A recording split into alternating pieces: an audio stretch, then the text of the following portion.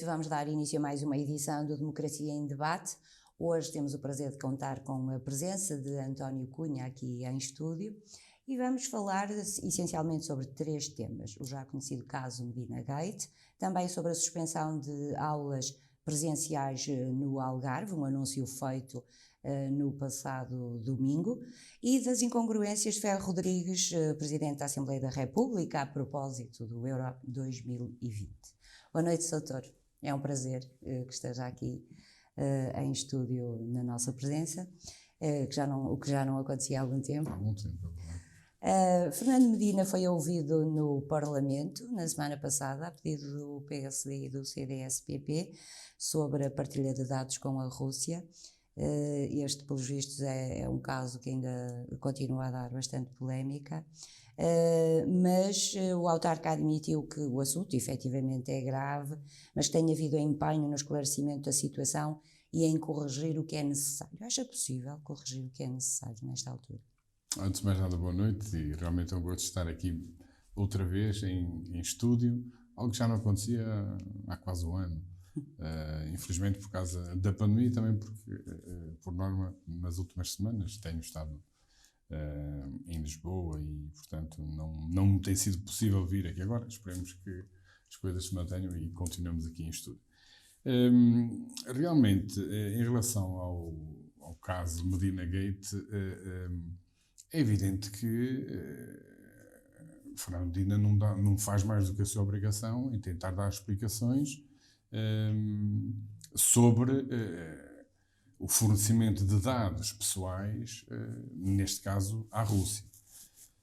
Agora, ele não se consegue aí livrar da responsabilidade política que tem perante este caso, que, do nosso ponto de vista, e já que o dissemos, é grave. E ainda mais grave porque, relativamente ao caso dos dados transmitidos para outras embaixadas, não foi só a Rússia, houve vários países que receberam dados de manifestantes que se vão manifestando contra, nomeadamente, aqueles regimes mais musculados, digamos assim. O que é facto é que, pelo relatório que tinha sido pedido por Fernando Medina à própria autarquia, ficou ainda mais claro que, efetivamente, não tinha sido dito tudo. E porquê? Nós chegamos à conclusão de que este tipo de prática foi recorrente nos últimos 9 anos. Portanto, ou seja, o facto da autarquia enviar dados sobre pessoas que se manifestavam nos últimos 10 anos, e depois há aqui uma coisa, que não são só dados, não é só o nome. É o nome, é a morada e, eventualmente, números de telemóvel. Portanto, isto é preocupante. E ainda mais preocupante é quando se chega à conclusão de que esses dados foram, como eu disse há pouco, para países em que as democracias ou são musculadas ou então não há democracia nenhuma. No caso da Arábia Saudita, foram enviados dados para o Irão, para o Iraque, para a China, para a Rússia. E na Rússia temos nota de que terá recebido pelo menos informações 27 vezes. Portanto, isto é grave, e perante esta gravidade, Fernando Medina, digamos que assumiu aquela espécie de papel de chefe, não o papel de líder, responsável pela maior autarquia, mais influente autarquia do nosso país, e que, portanto, escondeu-se atrás daquilo que é a máquina técnico-burocrática. O Soutor diz desde 2010, 2011, porque nessa altura era Presidente da Câmara, António Costa, julgo eu, houve uma decisão de António Costa de que estes dados sobre manifestações fossem só direcionados para a PSP e para o Ministério da Administração Interna. Portanto, ficariam de fora as embaixadas, mas isso não aconteceu. Os dados continuaram a ser enviados para as embaixadas. Isso é que é estranho. Como é que há um despacho de António Costa, salvo erro, de 2011, em que diz que, efetivamente, os dados têm que ser fornecidos apenas à PSP e ao Ministério da Administração Interna. E ao Ministério portanto, ao MAI. E, de facto, a partir do momento em que António Costa sai para ser candidato à presidência do PS, do Partido Socialista, parece que a prática que foi sendo recorrente esta transmissão de dados para os outros países. Aparentemente foram os serviços que continuaram com este modus operandi. Claro que sim, e pronto, e aqui como eu disse há pouco, é evidente que Fernando Medina não tem aqui a responsabilidade pessoal, é evidente que não, senão estaria já com um processo no Ministério Público, mas de facto tem aqui a responsabilidade política, e se nós tivéssemos num país, eu peço desculpa pela expressão, mas aqui com algumas aspas, num país a sério, não é? Fernando Medina já teria saído. Outra coisa que é estranha é que Fernando Medina diz que toma conhecimento da situação através da comunicação social. Porque achava que nestas situações de manifestações não se tratava de enviar dados pessoais às embaixadas, mas apenas da existência de manifestações, o que seria substancialmente diferente, não é? Comunicar à embaixada da existência de uma manifestação a propósito de algo, à respectiva embaixada, Sim. é muito diferente de comunicar os dados desses mesmos manifestantes. Sim, mas isso era prática na Câmara dele, era prática na autarquia em que ele é o principal responsável. É evidente que Fernando Medina não tem que saber tudo o que se passa, quer dizer, não tem que saber tudo do ponto de vista, digamos, formal, do ponto de vista de como se faz. Agora, ele tem que saber o que é que se faz e que informações é que se enviam. Porque, repara uma coisa, nós estamos aqui a falar de um caso que, pronto, e referimos essencialmente aqui à Rússia. A Rússia tem capacidade para fazer moça nos opositores ao regime fora do seu território. Isto não é coisa pouca. Aliás, eu tive o cuidado de ver, passa aqui a publicidade, um programa que passou na sexta-feira sobre este tema. Eu não sei se aquela manifestante estava mesmo em Madrid. Eu não sei, sinceramente. E ela diz que ainda não tem qualquer tipo de proteção. É evidente, pronto, o Estado disse Fernando Medina disse, aliás, na quinta-feira deu essa garantia na Assembleia da República aos deputados, mas de facto a senhora ainda não tem qualquer informação nem da autarquia, nem se vai ter proteção ou não. Agora, eu percebo o receio, o medo, se calhar até o terror, porque ela também disse que, quando é questionada sobre se tinha condições para visitar a Federação Russa ou não, ela diz que condições há, porque, ao que parece, é aleatório. Só que quando as pessoas são apanhadas no aeroporto, quer dizer, a gente nunca mais sabe delas. Nunca mais sabe o que é que... Ou se sabe que estão presas. E, portanto, aliás, veja-se o que é que aquele vizinho, a Bielorrússia, fez relativamente àquele jornalista. Não é? Sim. Teve o tupete de desviar um avião que estava a voar entre dois países da União Europeia e, portanto, atiraram, e a gente fica assim. Aqui isso é também a pouca força que a União Europeia tem. Tanto mais grave se considerarmos que em 2018 entrou em vigor o novo Regulamento Geral sobre a Proteção de Dados. E daí para cá já se verificaram, de 2018 até 2021, muitas situações destas de comunicação de dados às embaixadas. Claro. Julgo que 52 processos. 52 processos. Portanto, e daí, digamos, a fuga para a frente de Fernando Medina ao querer exonerar o responsável por essa parte. Parece que são dois responsáveis agora, não é? São dois, pelo menos pela troca de e-mails que têm havido. Só que esses são os responsáveis técnicos. Esses são os responsáveis que cumprem, digamos, uma espécie de regulamento ou uma espécie de regimento que, neste caso, as autarquias deverão ter para saber o que é que hão de fazer com determinada informação que é pedida.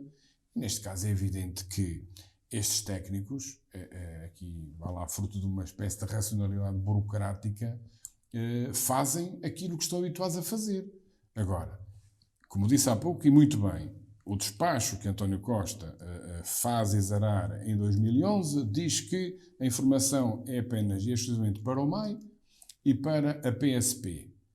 Quer dizer, de repente nós ficamos a saber que a partir daí houve, como disse há pouco, não sei quantos processos de informação que foram enviados para vários países. E não é para qualquer país. Como eu disse, alguns são democracias musculadas, em que não se lida bem, ou nem bem, ou de maneira nenhuma, com a oposição. Isso é grave, porque isso coloca a vida das pessoas em perigo. Exatamente. E esse procedimento, o procedimento após a aprovação, a entrada em vigor deste regulamento, parece que não sofreu qualquer tipo de alterações na sua tramitação. É muito estranho, houve uma falha clara. Portanto, a partir do momento em que sai o RGDP, que é um regulamento para, digamos, para proteger os nossos dados, e não é só relativamente às nossas moradas, é relativamente a quase tudo que a gente não queira que seja tornado público.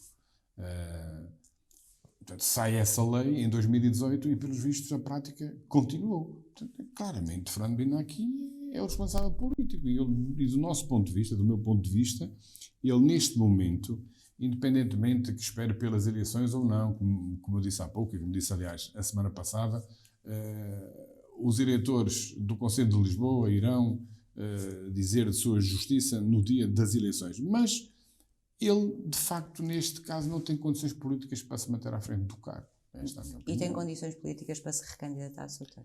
Isso ele lá sabe. Portanto, ele se quer dar uma prova de força, da sua força, da sua influência, do seu estatuto político, quer em Lisboa, quer até no próprio seio do Partido Socialista, ele pode ir por aí, pode ter esse caminho. Agora, isso é uma decisão pessoal, mas não me espanta porque... Se ele até agora não tomou nenhuma atitude, Exato. Não se demitiu, mesmo assumindo que efetivamente houve erros, o doutor não está convencido que se vai recandidatar?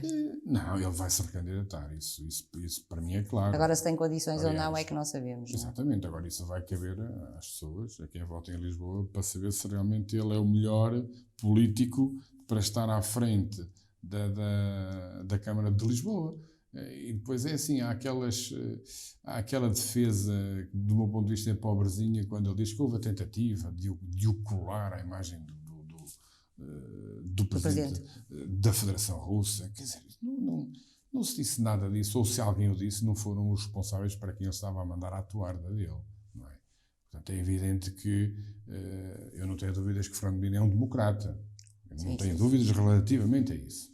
Agora, uma coisa é ser democrata, respeitar os princípios da liberdade, da solidariedade, cumprir a lei, nomeadamente o RGDP, que foi várias vezes aviltado pela autarquia.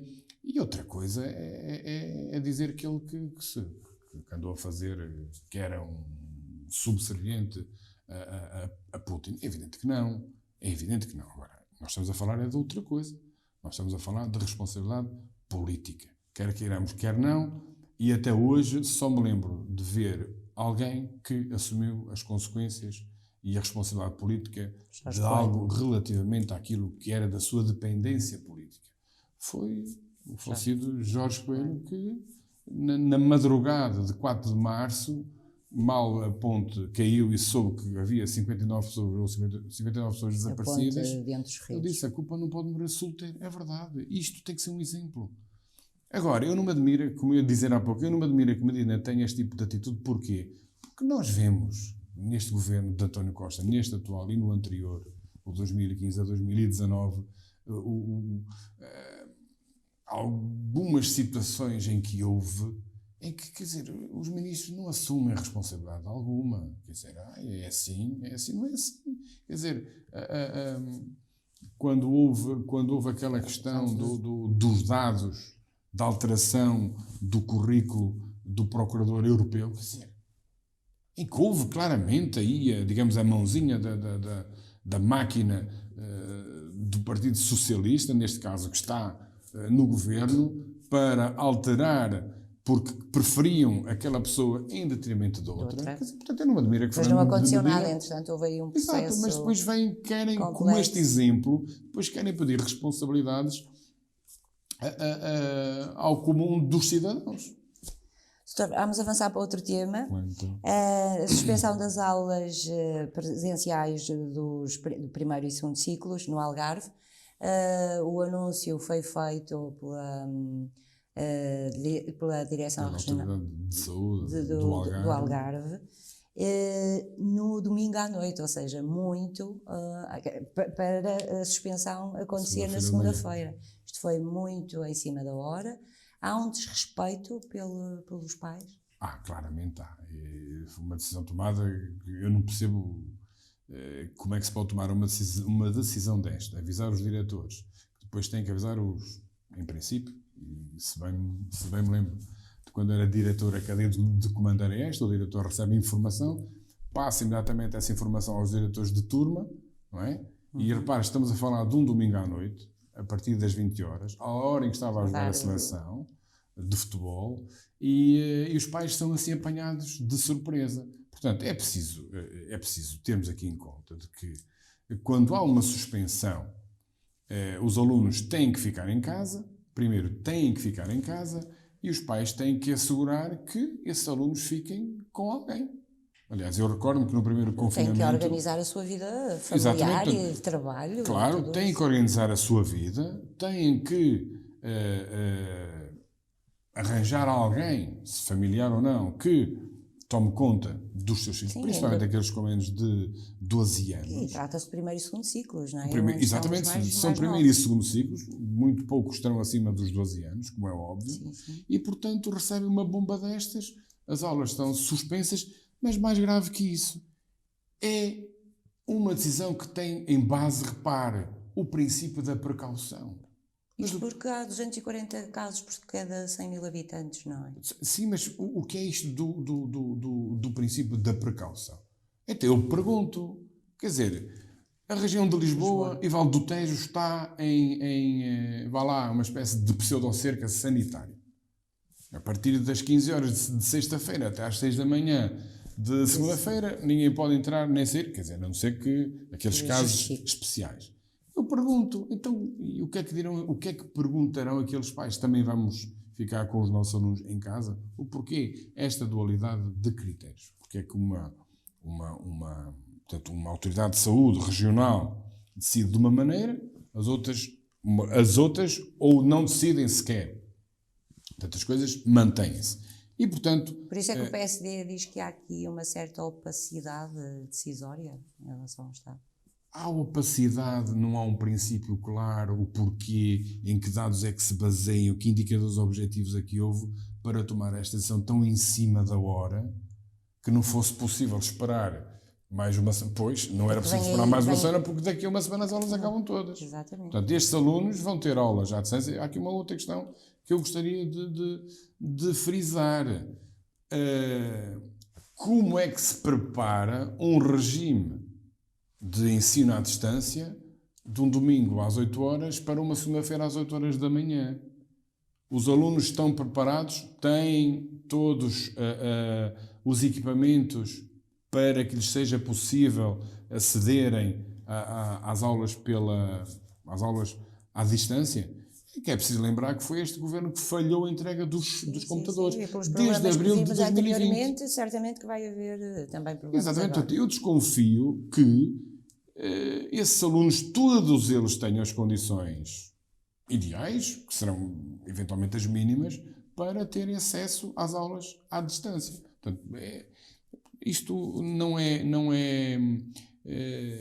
é coisa pouca, até porque estamos a falar já num segundo ano letivo consecutivo em pandemia, com avanços e recuos no confinamento, em que houve meses de aulas que se perderam, não é? Meses de aulas que se perderam, e já estou a contar aqui com a pausa do verão do ano passado, em que, mesmo sem haver pandemia, há sempre um retrocesso nas aprendizagens. Por isso é que o primeiro mês e meio, para recuperar aquilo que foi dado, para se lembrar aquilo que foi dado no ano letivo anterior. Agora imagine-se.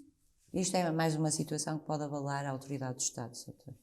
Pode, e repare uma coisa, a autoridade do Estado, neste caso, tem sido abalada, mas ninguém liga nenhuma. Isto é que me faz assim Mas ninguém liga nenhuma, ninguém... Ninguém liga nenhuma, quer dizer, o PS continua com as sondagens à frente, o seu primeiro-ministro continua em grande, e, portanto, não sei. Eu, sinceramente, eu dá-me a ideia que se vier cá um extraterrestre, um ET, e que olhe para as sondagens, diz, epá, realmente está a ser feito aqui um excelente trabalho. Mas do nosso ponto de vista, não. Mas eu também sou suspeito porque acho que houve coisas que foram bem feitas, mas houve outras coisas que, sinceramente, não correram bem. E se calhar isto ainda é mais esquisito quando a Autoridade Regional de Saúde decide fazer digamos, este recuo. Acabaram as aulas presenciais até ao final do ano e naquela hora estava Marcelo Rebelo de Sousa e António Costa a darem explicações sobre o porquê que Portugal foi eliminado do Campeonato Europeu. Isto anda tudo ao contrário. As prioridades andam todas ao contrário. Soutor, e a propósito disso, vamos falar das incongruências de Ferro Rodrigues por causa do Euro 2020. Começou por fazer um apelo a uma deslocação maciça dos portugueses a Sevilha. Depois até foi muito simpático, porque na última sessão plenária despediu-se dos deputados desejando boas férias, mas acordou a encontrar-se com alguns, não é, daí durante uns dias em Sevilha, e depois afinal nem foi. Acabou por não ir. O que é que aconteceu aqui? Pronto, ele acha que não indo o número 1 não pode ir o número 2. Ou seja, não indo a primeira figura do Estado, que é o Presidente da República, também não pode ir o número 2, que é Ferro Rodrigues. Mas repara uma coisa, Ferro Rodrigues dá, do meu ponto de vista, este tiro no pé, e já não é o primeiro. Eu recordo-me desde que sou deputado o ano passado, para quando houve aquela polémica das comemorações do 25 de Abril, que ele disse que não queria lá máscaras, até para falar em mascarados, creio eu.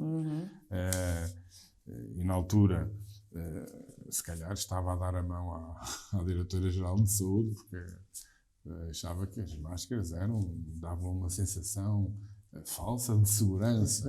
Agora imagine se agora andamos todos de pano na frente. Portanto, ele vem, Ferro Rodrigues, voltando aí atrás, Ferro Rodrigues vem incentivar os portugueses para se deslocarem em massa, maciçamente a Sevilha, para ver o jogo.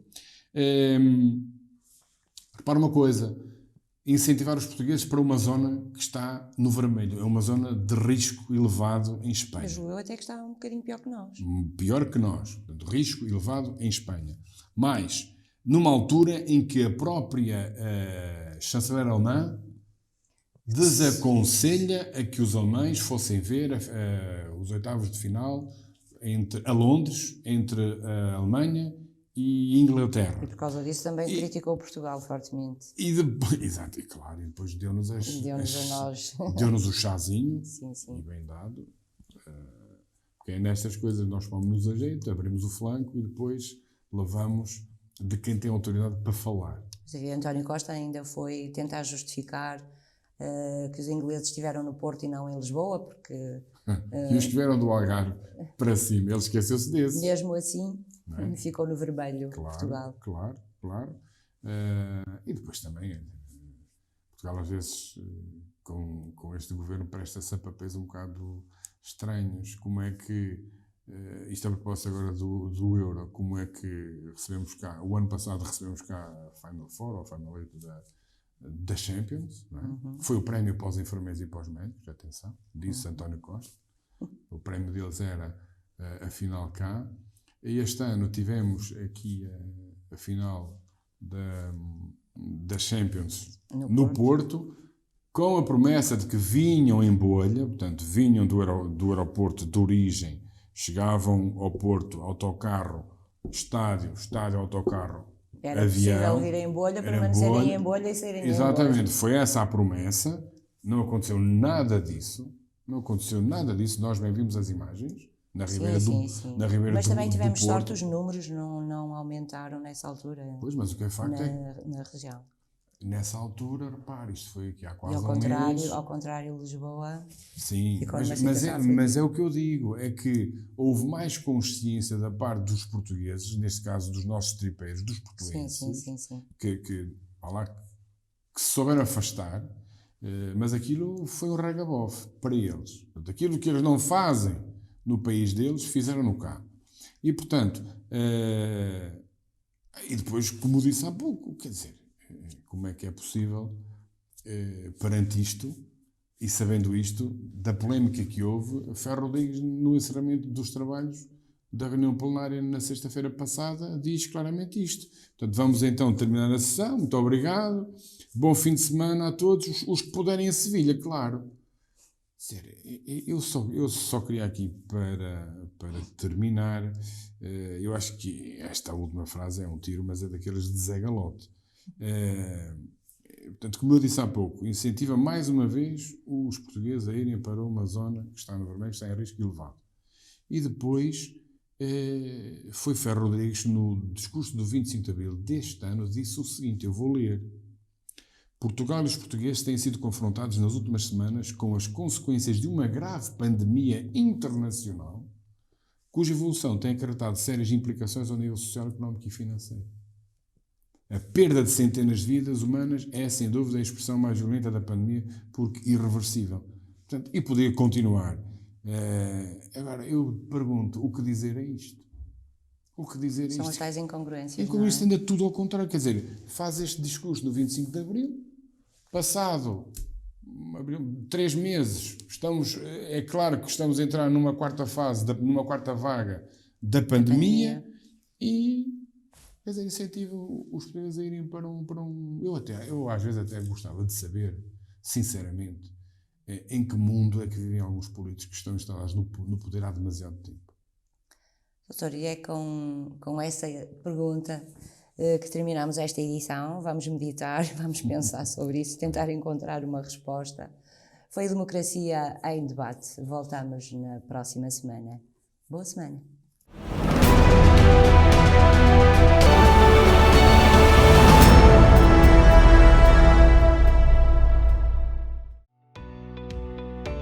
Novum Canal.